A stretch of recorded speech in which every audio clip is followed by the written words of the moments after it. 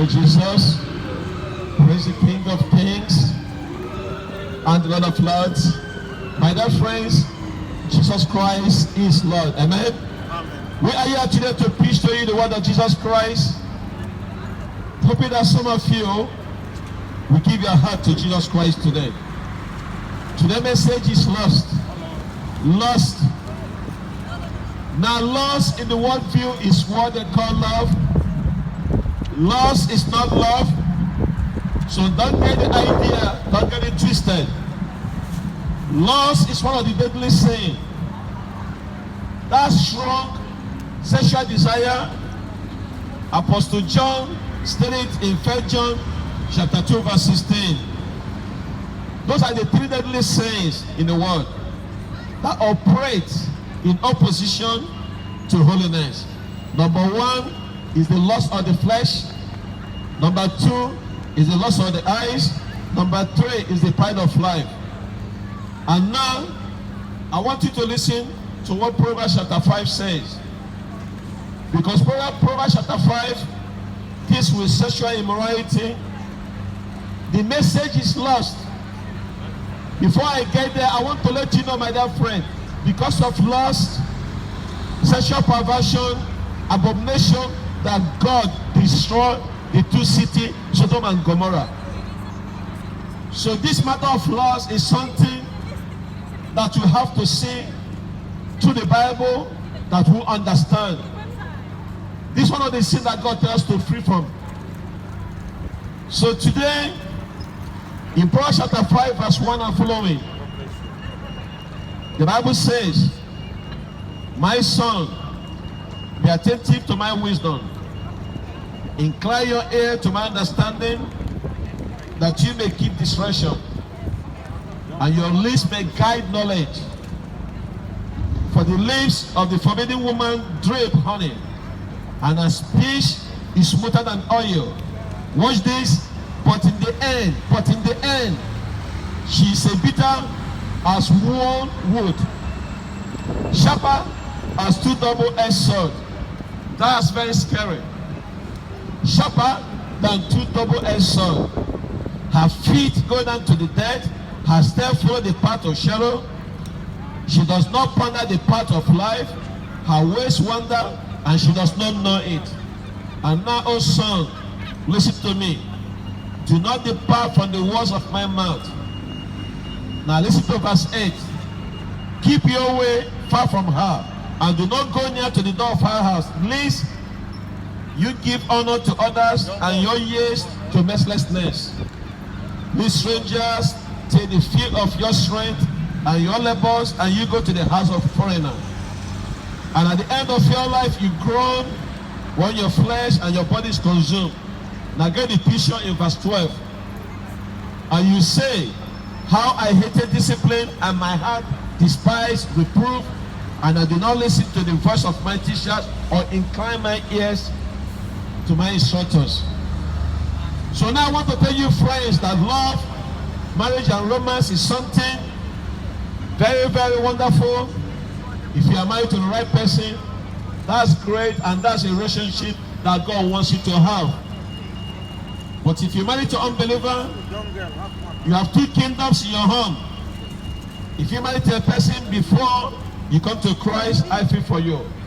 Apostle Paul said, "Stay put, maybe because of you, she or he will come to Christ." Amen. Now, as a believer, you should not marry unbeliever. Period.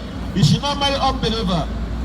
And after hearing this message, if you do, sooner or later, you will find out why. And then it is too late, too sad, and too bad. The Bible says, "Do not be equally yoked with unbelievers." And that's the message today, lost. How are we talking about romance, love, and marriage? I know all these things, every one of us are interested in it. At least you thought to be interested in it.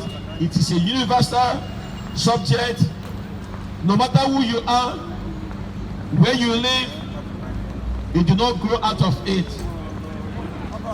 So we need to find out today what God says or what God have to say about this. Because you see, don't get the idea that God is a joy killer.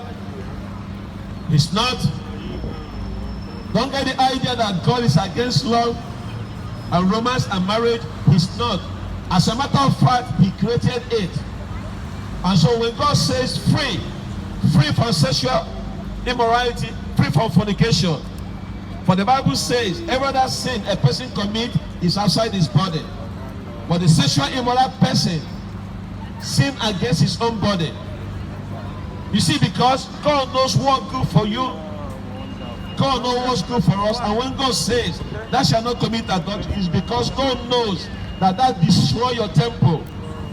The Bible said, don't you know, just in case if you don't know, don't you know that your body is the temple of the Holy Spirit within you? Who you have from God, and you are not on your own. Now watch this. For you are bought with a price. What is that price? 1 Peter chapter 18 says, not with perishable things such as silver or gold. And here is the price in verse 18. But with the precious blood of Jesus Christ, like that of lamb without blemish or spot. And then the Bible says, glorify God in your body. You see, that's what your body is meant for, is to glorify God. If you're using your body for sexual immorality, for lust, may I say to you today, you only glorify yourself, you're not glorifying God. You see, my friend, God knows what's good for us. And God is not trying to keep us from sex. He's trying to keep us safe from sex. Because sex is a wonderful gift of God. God is trying to keep you safe from the lust. Sex is a privilege. Sex is a privilege to the few. Only for those who are married.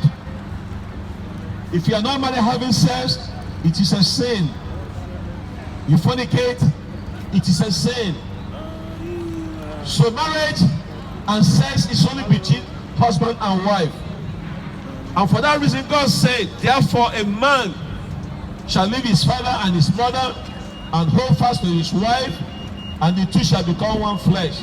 Now what is that one flesh? To have a baby. Bambino, tata, that's what we call it back home. And that's the whole point of the marriage. The point of you having a wife, she is supposed to be what? A helper. If you are a wife, you are not helping, you are not fulfilling your duty. And then it says, there shall no longer be two but one flesh. What God have joined together, let no man separate.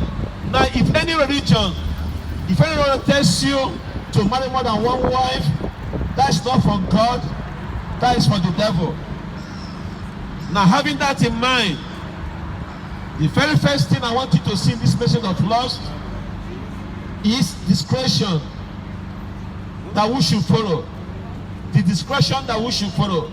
The Bible says in Proverbs chapter 5 verse 1 to 2, my son, be attentive to my wisdom, incline your ear to my understanding. Now watch it, that you may keep discretion, that you may keep discretion, and your lips may guide knowledge. Now, where are we today in this society? Where are we going to get discretion? Where are we going to get knowledge? Are we going to get what is right and wrong from number 10? No. Are we going to get what is right and wrong from the parliament? No.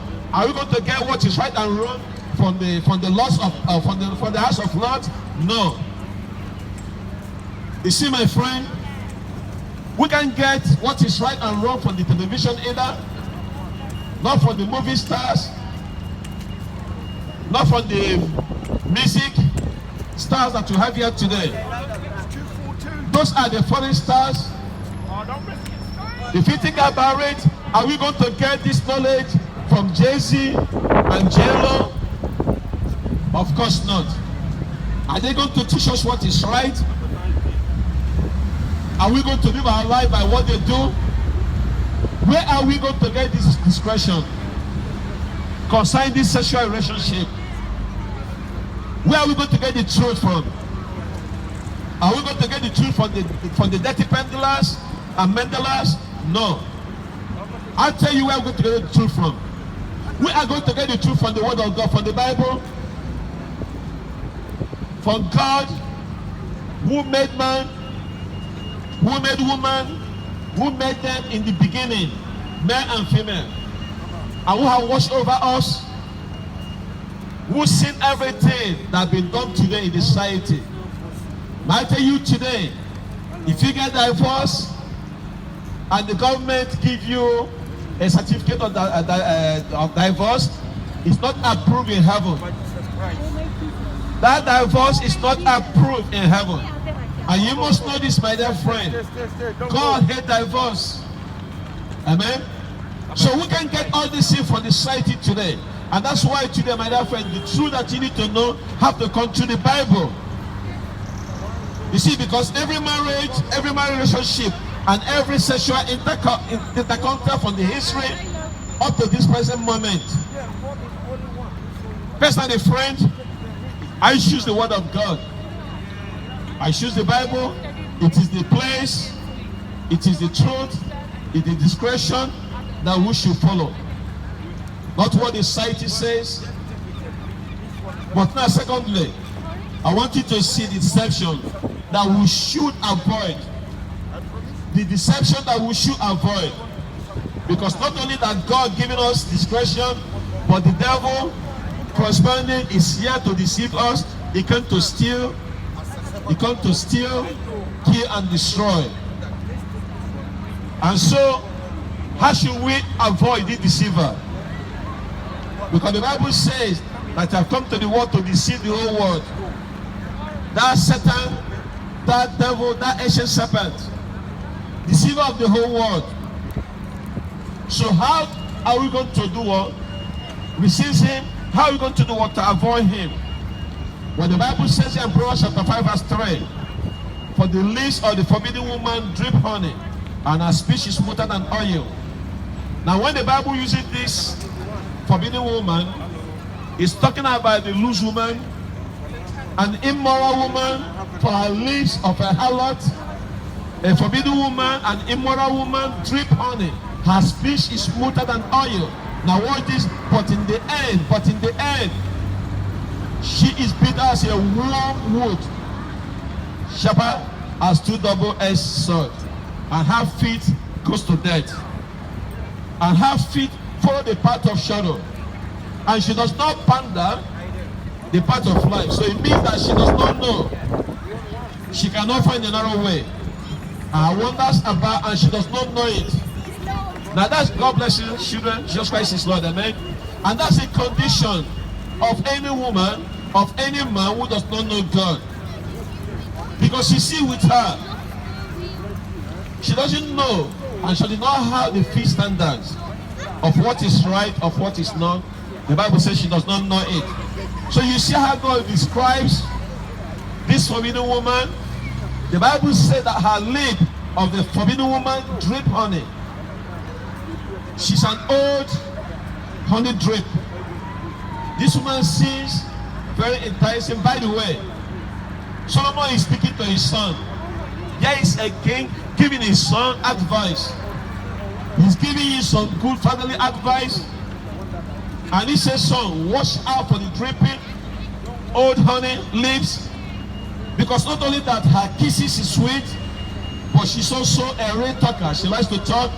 Because the Bible says her mouth, her lips are smoother than oil.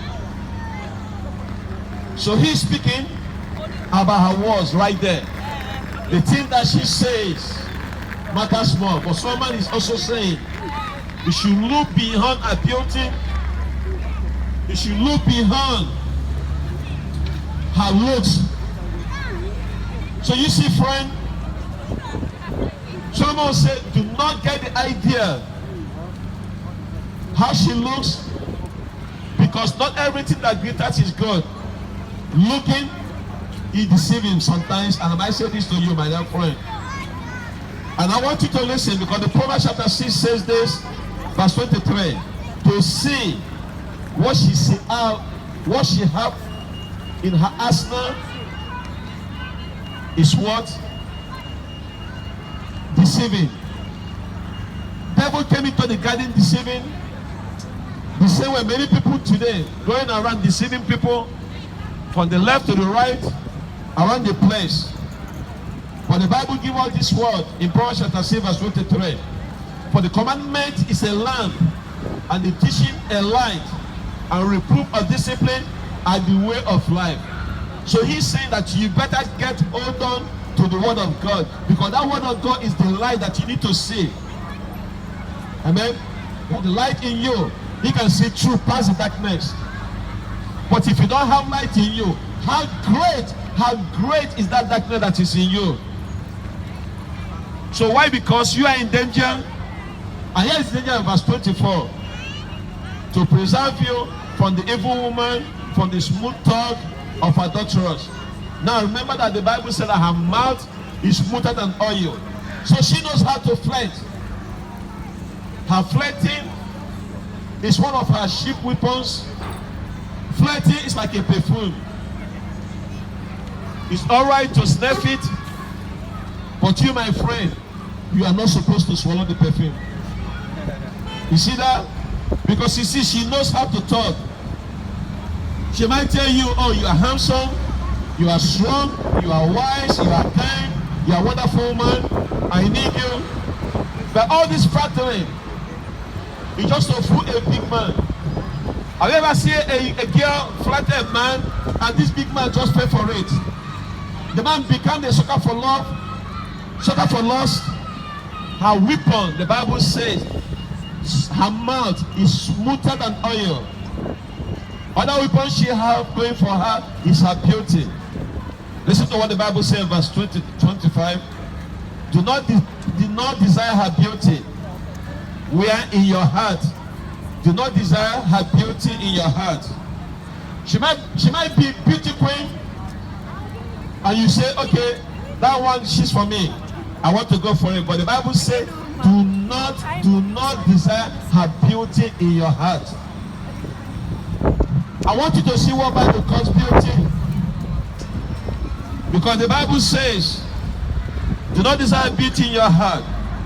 The Bible also says in Proverbs chapter 31 verse 30, charm is deceitful and beauty is vain. But a woman who fears the Lord is to be praised. Amen. So what is beauty? Beauty is to fear the Lord. I say, my dear friend, I'm not against, I'm nothing wrong with it. If you're a woman, you're beautiful, you have physical attraction. That's a gift from God. I'm happy for you. Amen. But I want to remind you that those things, if you're a lady, depend on it to catch a man because of your physical appearance. If he catch him without physical appearance, you have to continue to maintain it to keep him without the same physical appearance. Do you know that when you catch him, you have to continue keeping your beauty to be the same way? Isn't it? How long do you think that you can keep that beauty? Huh? You know? Because I said this, every new year, there's a new crops. You see? So if you try to get a man to catch him because of your beauty, your physical appearance, you have to continue to maintain it. Once you get fat, what's going to happen? He's going to take off. And that's what I'm telling you today. That you need to know. Like as we say about beauty, beauty is only a skin deep, but ugly goes all the way to the bone. Beauty fades, but ugly holds its own. Now what does this mean?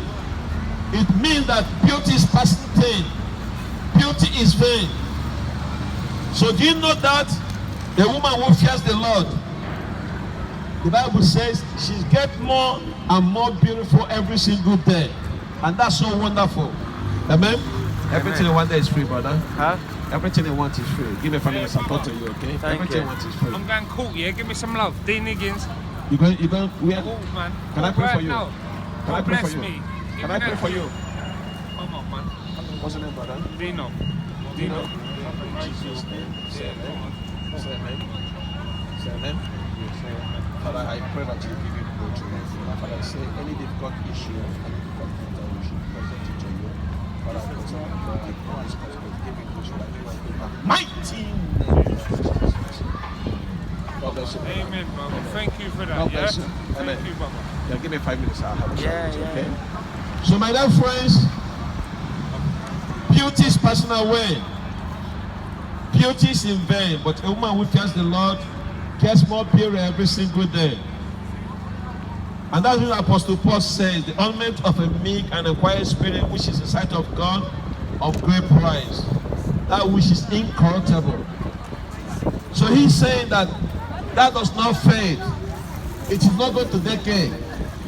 So listen, ladies, I'm not here saying beautiful is the bad thing, but if I'm saying that if that's all going for you and you're going to use it to catch a man, you have to continue maintaining, otherwise that man will take off.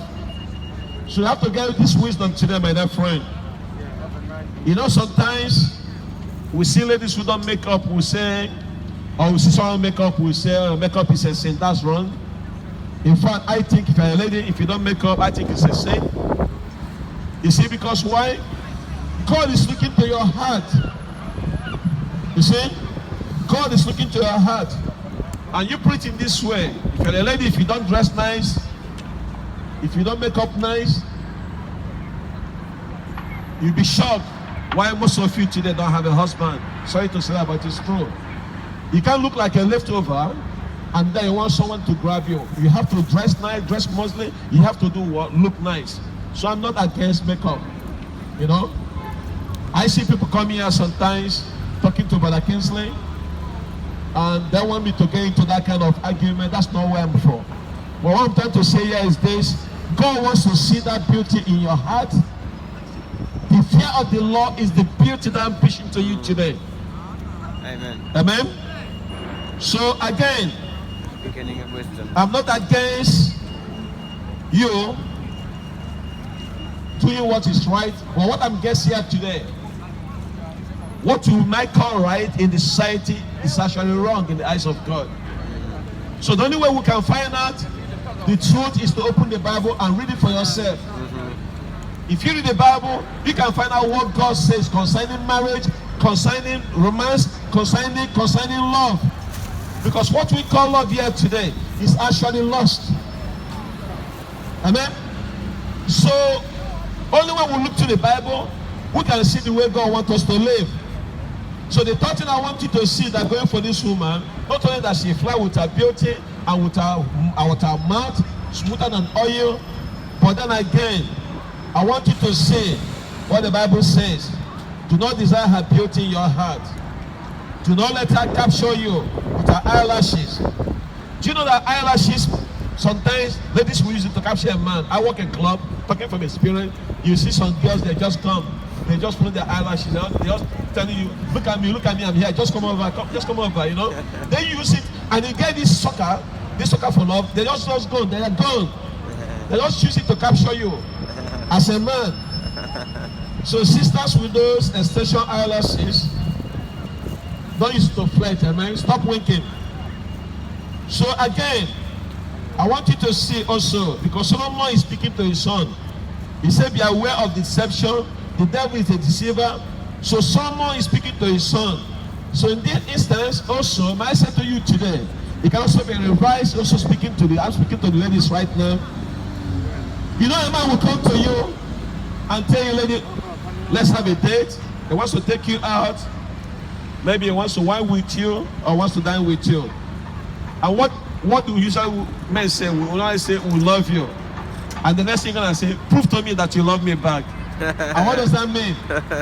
He just wants you to open your legs. Ladies, don't open your legs.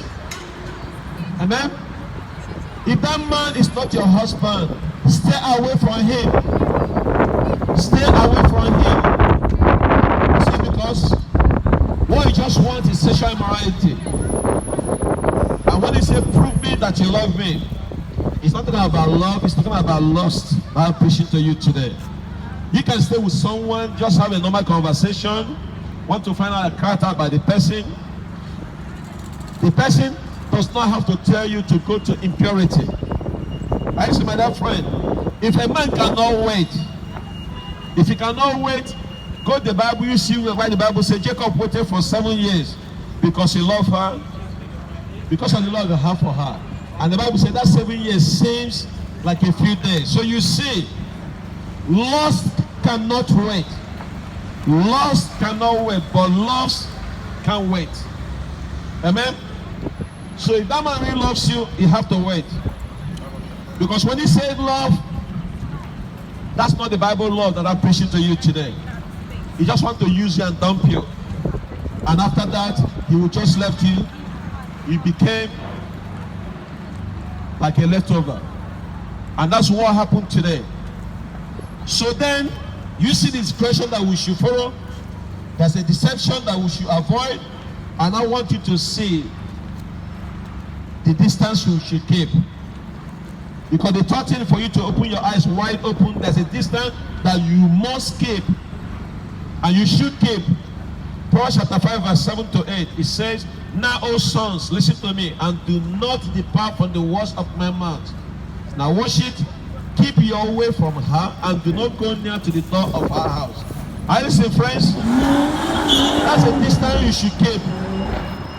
The Bible wants you to have social distances concerning people like this. The Bible says, keep your way far from her, and do not go near to the door of her house. That's social distances right there. So you see, sin of immorality is not a sin we are told to fight for. In the Bible, it is a sin we are told to free. The Bible says free from fornication. The Bible says free from youthful lust. If you're in that situation, don't get it compromised. Even in your workplace, let me say this: if someone is flirting with you, drawing attention to you all the time, you can resign. Or you say, but I canceling. Why are you saying I should lose my job? Well, friend, do you want that to lose your purity than to lose your job? You have to do or lose your job and keep your purity. The Bible says Jacob run. Joseph run from a workplace. He ran for his life. There's some things that will come in your way. You just have to get out of the way. God wants you to run. Joseph run. You should also run for your life. Because it is a matter of impurity. And God will always provide another job. God is a faithful God, amen. So the Bible says free from sexual immorality, free from fornication. The problem I have here today is many people being in the wrong place. He who will not fall ought not to walk in the slippery places. May I repeat it again? He who will not fall ought not to walk in slippery places. God says, thou shalt not commit adultery. Free from sexual immorality. Rather, run to God. The Bible says in the book of James, draw near to God and he will draw near to you. Worship, cleanse your hands, you sinners. Purify your heart, you double-minded. My dear friend, the message is lost. And lost is not love.